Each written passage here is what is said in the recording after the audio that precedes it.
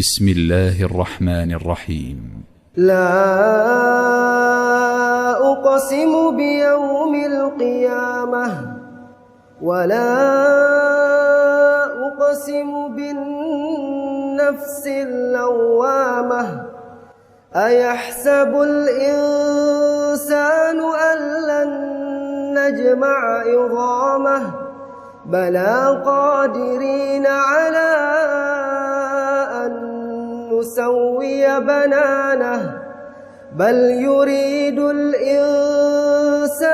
ليفجر أمامه يسأل أيان يوم القيامة فإذا برق البصر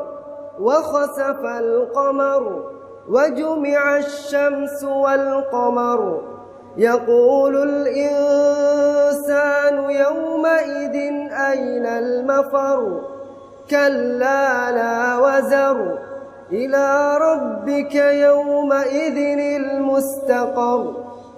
ينبأ الإنسان يومئذ بما قدم وأخر بل الإنسان على نفسه بصيرة ولو ألقى معاذيره لا تحرك به لسانك لتعجل به إن علينا جمعه وقرآنه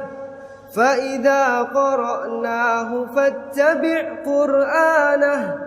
ثم إن علينا بيانه كلا بل تحبون العاجلة وتذرون الآخرة وجوه يومئذ ناظرة إلى ربها ناظرة ووجوه يومئذ باسرة تظن أن يفعل بها فاقرة كلا إذا بلغت التراقي وقيل من راق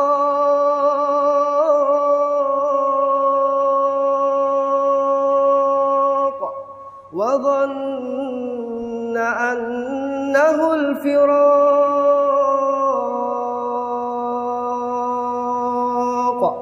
والتفت الساق بالساق إلى ربك يومئذ المساق فلا صدق ولا صلى ولكن كذب وتولى ثم ذهب إلى أهله يتمطى أولى لك فأولى ثم أولى لك فأولى أيحسب الإنسان أن يترك سدى ألم يك نطفة من مني يمنى ثم كان علقة فخلق فسوى فجعل منه الزوجين الذكر والأنثى